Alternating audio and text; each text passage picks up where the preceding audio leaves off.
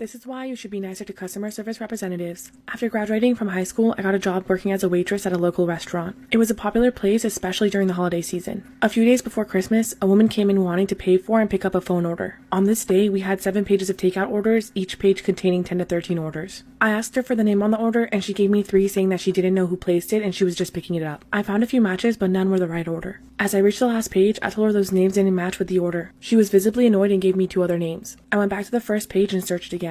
I found a match, but again, wrong order. I apologized and told her that we didn't have any matches. She insisted it had to be one of them, followed by, "Why is it so hard for you?" I kept calm and asked her what exactly she was picking up instead. She said that she didn't know and it's my job to check her out and get it to her. I told her if she didn't have another name then I wouldn't have any way to know which one was hers because we had 75 orders placed that weekend. That's when she asked me if I'm stupid because I work at a register so it couldn't be that hard to find an order. Ignoring that, I told her I'd read off the names of each order and she could let me know if one was familiar. This is when she started Part 2, why you should be nicer to customer service representatives. She flipped out about how I was wasting her time, but if that's what I had to do in order to do my job, so be it. I'm pretty sure she also muttered the R word. About halfway through the first page, I said a company name and she exclaimed, "Yes, that's it." This is when my eyes lit up and I smiled wildly at her. A genuine and true smile, ear to ear. I asked her if she worked at this company and she said yes. Then I asked her if she knew the company owner and named him. She said yes. The smile on my face widened even more than I thought originally possible as I said, "That's my dad. I'll have to tell him about this. What a small world." The color from her face visibly drained as she started to ask if I was his daughter. I cut her off saying, "Yup, my dad. Who would have known? I'm actually about to go on my 30 and I'll have to call him. I'm sure he'll love to hear all about this." Before she could say anything, I got the order and handed it to her. I spent the rest of the transaction glowing and basking in her silent panic. I ended up telling my dad about it and he was livid. He didn't fire her, but she was given a severe warning and put on probation. However, she didn't last long because 2 weeks later, she lost the company a big client by responding rudely in an email. If you ever want to wear a wig, don't do what she did. Talia bought a wig one day that didn't fit, but instead of returning it, she did something that quickly became terrifying. She came up with an unusual idea. This was her first mistake. She searched for ways to alter the wig herself. Then she went into her mother's room, took out a sewing kit, and began working. But Talia actually decided to put the wig on first and sew it in front of a mirror. She thought this would make sure the size was perfect. Afterwards, she was actually really satisfied with the result. Then that night, Talia went to take the wig off, but the wig seemed to feel much tighter than before. But she had school early tomorrow, so with one pull, she took the wig off. Then, without looking, she put it in her closet. That night, she woke up to a wet sound ringing in her ear. She tried to go back to sleep, but realized that her dog had come onto her bed. She pet her dog and went back to sleep. It wasn't a big deal. But the next morning, she noticed something strange in her closet. The wig didn't look the way it did before. It was covered in pieces of blood and skin. Then Talia went into the bedroom and turned around. She realized that she had sewn her own scalp into the wig, then ripped it off. In the back of her head, she could see her own skull. Then she realized why there was a wet sound ringing in her ears last night, and she began screaming. I'll never forget that time that I was fucking in middle school and I asked my art teacher if I could go to the nurse because my head hurt really bad. And he was like, "No, you need to clean up because class is almost over." So I was like, "Okay." So I started cleaning, but like I started feeling like really bad. So I went up to him again and I was like, "Can I please like go to the nurse? Like I don't feel good." And he was like, "It's almost lunchtime. You can wait." And I was like, "Okay." So I went back to my desk and all of a sudden I got dizzy as shit. The room started spinning. I felt like I was like about to die. Then my vision went blank, like completely black, but I could hear everything. And everyone was laughing at me. They're like, "Daria, what are you doing? Why do you look like that?" And I tapped the girl next to me. I was like, "Can you walk me to the nurse? Like, I don't feel good." And she's like, "You're joking. Like, you're not even being serious." And I was just like, "Okay, I'll walk myself." So I started walking and I ran into a glass door and I fell backwards, hit my head, and then I went to the hospital. So as y'all know, I do nails, and when I do my own nails, I have to come to my car and do them because my dad hates the smell of the acrylic in the house. So I come to my car and I do them. So this time today, I came. It's a pretty nice day outside. I rolled down my windows a little bit. I'm sitting in my car. I finished my nails. So I'm about to go back in the house and, shape my nails and refile them and put the clear coat on it. Y'all, I'm getting out of the car. And I realize my nails are really, really, bendable. Now, I put a lot of acrylic on there, but I'm trying to figure out why are they bending. Literally, I'm going to show y'all what happened. I had to peel them off. They all peeled off. Like, what? I know they look bad, y'all, but I really shape them up and I refile. I get them right. But, what is this? Y'all, these nails just broke off. I'm hurt. My sister and I have always been mistaken as twins. I'm 19 and she's 16, but we have the same height, skin tone, and similar voice. She also has a habit of being a copycat, from the way I dress to hobbies, even piercings. I know it's cute if you look at it from the outside, but sometimes it gets annoying. Like, yeah, we are quite close too, but why does she always happen to pick up everything I pick up? One afternoon, I was tidying up some costumes in my college showroom and found a rather cute brown and pink wig. It looks like a mushroom. I put it on, think it looks rather funny, so I snapped a picture and posted it to my Instagram. I received a text from my sister asking if I really cut my hair. I didn't mention it was a wig. While I somewhat have a feeling that she might copy that too, I lied and replied yes. I came home that weekend and lo and behold, my sister emerged with the same silly brown and pink bob cut, except this one is on her permanent hair. She was surprised that I arrived with my hair still long, then realized that I lied to her. She was furious that she had to cut that silly hairstyle because she thought I had it. Our parents think that it's a really bad joke and wanted me to cut my hair too to make it up to her. So am I the asshole for telling my sister I cut my hair when I catch my husband doing dirty things in the pool with our neighbor? I'm recording all of this, by the way. He says he was gonna tell me. So I show him all the evidence that I had been gathering, all the messages and the pictures. But little did he know I had already hired a lawyer. I'd known about the affair for about a month at this point. I had already been working on the divorce with the lawyer, documenting every single transgression my husband committed against me with our neighbor. And when I told my husband, he freaked. The neighbor, aka the woman my husband was with, she got out of the pool and went home. I printed out some flyers with all the pictures she had sent my husband and spread them around her yoga studio. I now get $10,000 from my husband monthly. Story time about how I got catfished by my best friend. Disclaimer, this is not my story time. My now ex-best friend and I hung out almost every single day. We were super close. Let's call her Natalie. Natalie and I would sometimes get into drama and her mom didn't like this. She considered me a bad influence on Natalie. But honestly, the drama was coming from both sides. Natalie and I had a group chat with one other person. One day, Natalie sends me a message through the group chat saying that she couldn't be my best friend anymore and that she's really sorry. She really didn't explain why though. I was crushed. She had been my best friend for so long. 3 weeks ago, I noticed that someone added me on Snapchat by search. I didn't really think too much about it. I added them back and we started having a conversation. She was a young girl my age and we started having conversations about boys we had crushes on, school, and lots of other things. I asked her to send me a picture of herself and she said she couldn't. That should have been the first red flag. Then we decided to meet up at the mall. I wait for her at the mall, but I'm at the mall waiting for this girl to show up, but she never does. Disclaimer, this is not my story time. Like I said before, this girl told me she couldn't send me any pictures, so I didn't even know what she looked like. That's when I started suspecting something. We got along so well in our Snapchat conversations, it was almost too good to be true. So of course, I decide to call her.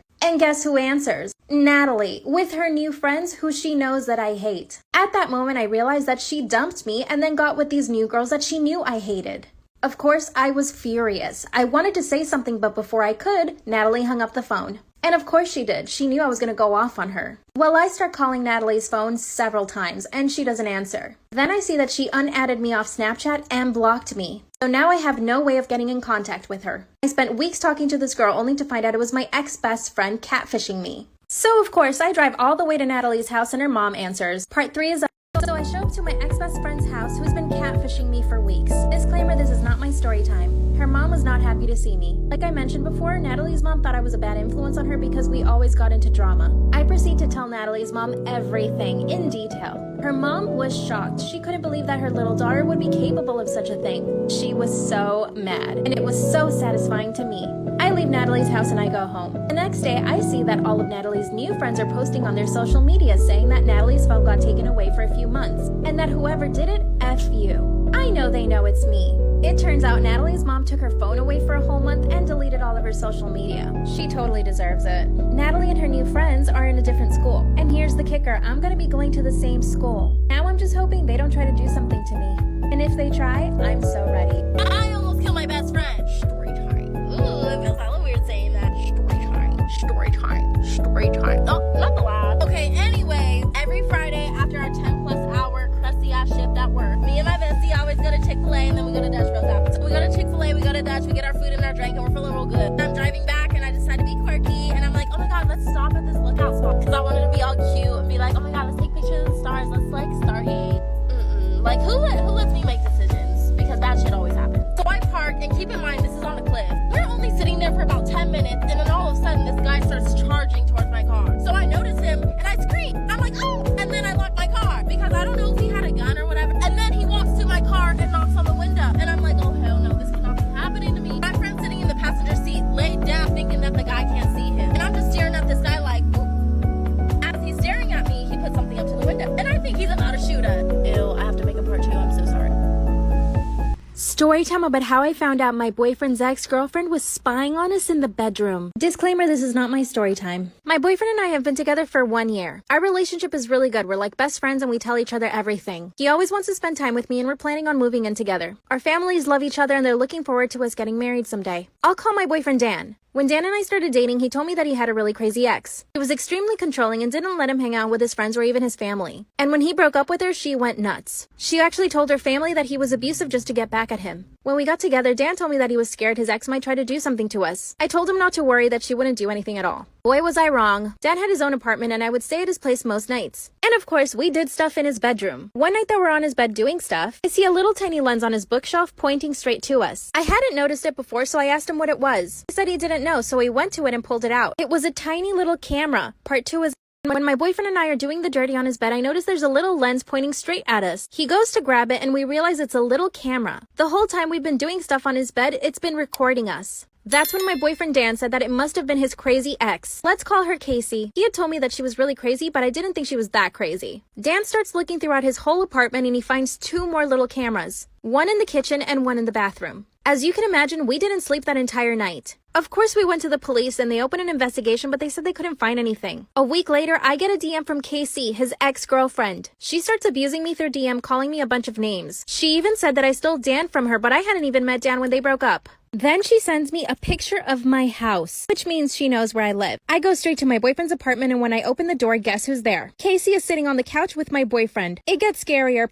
My boyfriend's crazy ex slaps me and lunges at me. Of course, I start attacking her right back. My boyfriend separates us finally and asks both of us to leave his apartment. I was so crushed that he didn't believe me. So far, she had spied on us in bed, hacked my Instagram to send DMs to herself to make it look like I was talking to another guy, and threatened me by telling me that she knew where I lived. Oh yeah, and she physically attacked me too. I left my boyfriend's apartment and a few days later he comes looking for me. I explained everything to him and he said he had no choice but to believe me. His ex was too crazy. Then he told me that she went back to his apartment that night and picked his lock. She got naked and crawled into his bed. He woke up, kicked her out, and went straight to get a restraining order. He scanned his apartment for more cameras and found 2 more. What should we do? Part 2 to me almost becoming a stepmom at the age of 15. So when he asked me about liking the gender reveal photo, I just decided to go ahead and play it dumb and be like, what? And then he tried to act like that text was meant for someone else. And then I go, are you sure you didn't want to ask me about your kid? He was literally so embarrassed and thought that I would think of him differently. But he told me that him and that girl broke up, so I honestly didn't care. I was just like, so I could potentially be his stepmom. And he was like, yeah, I would actually love that. So we continue to snap and talk as normal and start to date. I caught feelings for Dean so hard. But one night when we were snapping, I got really excited and opened it up. And it was some girl. It said, who the F are you and why are you snapping my man? I was like, me and Dean have been talking. And she was like, I'm his baby mama and girlfriend. So I literally told her everything that this man had said to me and that he was in love with me. But then I blocked him on everything because I didn't want to break up their family. Ladies, if a baby mama is involved, always do that little extra bit of stalking to make sure they're really not together. Follow my Insta. Storytime about my horrible toxic ex. Disclaimer, this is not my storytime. It was sent to me on Instagram. My ex and I had been friends for 3 months. When he asked me out, I said yes because I really liked him. But the relationship only lasted 1 month. He started showing red flags really quick. He would constantly try to monopolize my time. If I told him that I couldn't hang out, he would show up to my house randomly without even asking if he could come over. It's like he was checking to see if I was telling the truth or not. Anytime I would be babysitting, he would also show up and ask to hang out. Obviously, I would say... Hope you guys liked this video and found it helpful. If you did, make sure you give it a thumbs up and subscribe to this channel. It does help support us, and let's know what videos you guys want to see.